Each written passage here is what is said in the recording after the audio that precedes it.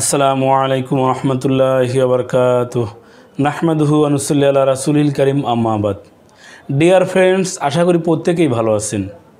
আলহামদুলিল্লাহ, আমিও ভালো আছি। তো বন্ধুরা, আজকে আমি আপনাদেরকে একটি সিম্পল ভেষজের সাথে পরিচয় করিয়ে দেব। এটি খুবই সুপরিচিত হলেও আপনার কিন্তু অধিকাংশ মানুষই এটিকে ভেষজ হিসেবে চেনেন না। একটি ফল গাছ হিসেবে, একটি দেশীয় ফল গাছ হিসেবে চেনেন। তো বন্ধুরা, এটি কিন্তু অত্যন্ত কঠিন একটি রোগের মহা উপকারী ভেষজ হিসেবে ব্যবহৃত হয়। আর সেটি অন্য কোনো ভেষজ নয়, সেটি হচ্ছে পেয়ারার পাতা। তো বন্ধুরা, অনেকেই বা এটা শুনেই হয়তো মুচকি হেসেও ফেলে থাকতে পারেন, কেউ বা হট্ট হাসি দিয়েও হাসতে পারেন। কিন্তু আপনি কি জানেন যে একটি জটিল এবং কঠিন রোগের মহা ঔষধ হচ্ছে এই পেয়ারার পাতা।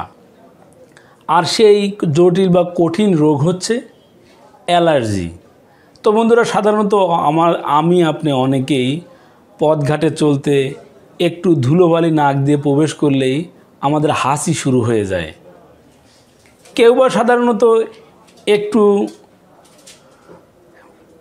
আমাদের দেশীয় শাকসবজির ভিতরে একটু বেগুন, মাছের মধ্যে একটু চিংড়ি মাছ, একটু পাঙ্গাস মাছ, এই জাতীয় খাবার বা তৈলাক্ত খাবার খেলেই আমাদের শরীর চুলকাতে থাকে। শীতের বিদায়বেলা আমাদের একদম চুরচুর করে এমনভাবে চুলকাতে থাকে, একদম ছোট ছোট ফুসকুড়ির মতো পড়তে থাকে। অনেকে বা একটু নদীতে গোসল করে আসলে একটু কচুরির পানা বা কচুরির একটু ছোঁয়া লাগলেই বড় বড় চাক চাক উঠতে থাকে। এতে যেন আমাদের বিড়ম্বনার শেষ। তো অনেকে ভয়ে খাবার দাবার বা যে কোনো জায়গাতে গোসল করা এগুলো একেবারে ছেড়েই দিয়েছেন। বিশেষ করে অনেকেই দেখা যায় চোখ চুলকাতে চুলকাতে একদম লাল করে ফেলেছেন, নাক চুলকাতে চুলকাতে একদম নাক লাল হয়ে গিয়েছে।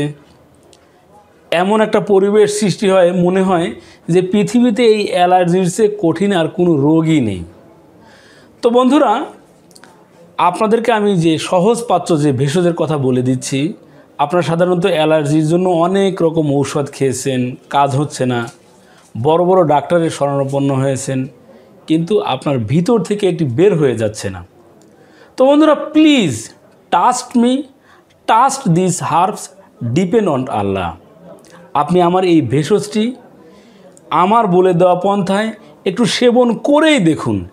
ইনশাআল্লাহ 1 মাসের মধ্যে আপনার ভিতর থেকে একেবারে অ্যালার্জি বিদায় নেবে। তো বন্ধুরা, আপনার মনে হতে পারে পেয়ারা গাছ, প্রতিনিয়ত পেয়ারা খাই, ভিটামিন সির একটা বড় যোগানদাতা এটি, আর পেয়ারার পাতার মধ্যে এত গুণ। হাস্যকর বিষয়। প্লিজ এটিকে হাস্যকরভাবে নেবেন না। আপনি আমার এই বিষয়টাকে যাচাই করার জন্য আজ যারা এই ভিডিওটি দেখছেন, আজ থেকেই শুরু করুন। মাত্র 1 মাস কন্টিনিউ সেবনের দ্বারা আপনার যতই নতুন পুরাতন শীতকালীন গরমকালীন যে কোনো অ্যালার্জি থাকুক না কেন, একেবারে সমূলে উৎপাটিত হয়ে যাবে। তো বন্ধুরা, কীভাবে খাবেন? সাধারণত আমাদের পেয়ারার যে ডালের ডগায় যে পাতাগুলো হয়, সাধারণত হালকা হালকা সবুজ, এক কথায় কচি কচি 2-3টে পাতা আপনার প্রত্যেক সকালে খালি পেটে সুন্দরভাবে পরিষ্কার করে ধুয়ে একদম মুখে চিবিয়ে খেয়ে আপনার পুরোটা ছোবড়া সহ খেয়ে ফেলতে পারেন, আবার শুধু রসটা খেয়ে ছোবড়া ফেলেও দিতে পারেন। এই নিয়মে যদি 1 মাস সেবন করেন, ইনশাআল্লাহ অ্যালার্জি সমূলে উৎপাটিত হবেই হবে। আমি একদম দৃঢ়তার সাথে আপনাদেরকে বলছি, প্লিজ ট্রাস্ট মি। তো বন্ধুরা, এই ছিল আমাদের আজকের আলোচ্য বিষয়।